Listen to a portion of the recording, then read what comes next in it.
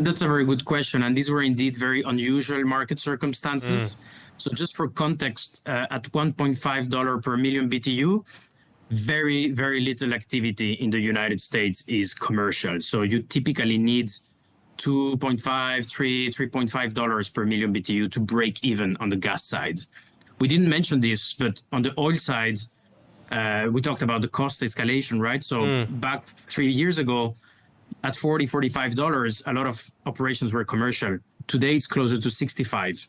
So that's quite significant. And on the gas side, we're seeing something different. At 1.5, nobody's making money unless you have hedge books or hedged production.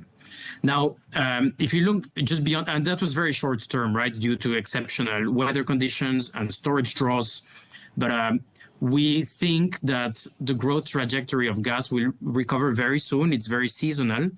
The forward curve for Henry Hub is at, I think, around $3 or maybe a little bit more. So as weather stabilizes and the demand for fresh gas increases, as the storage draws come to an end, so essentially by winter, we expect production to be back up to what it was.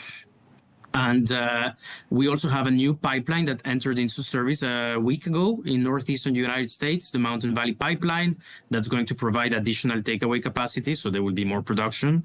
There will be a gas pipeline coming on service to extract gas from the Permian to the Gulf Coast. That's going to add takeaway capacity. So there's a lot of reasons to believe that gas production will return to its historical heights and keep growing in the short term, because we believe that the short-term Henry Hub prices will be supportive of that activity above $3.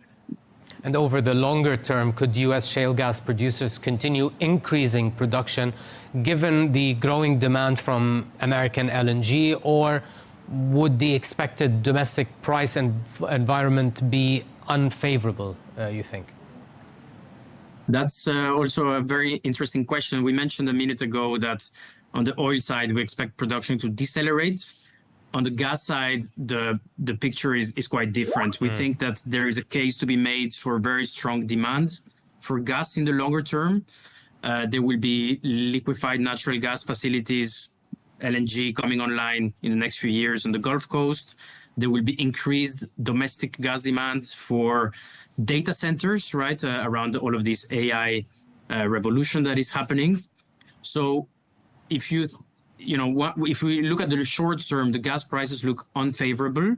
There is also good reasons to believe that gas production will keep accelerating actually over the next decade. And the amount of locations where you can produce gas very cheaply in the United States is just mind-blowing, as opposed to oil, which is a little bit more limited.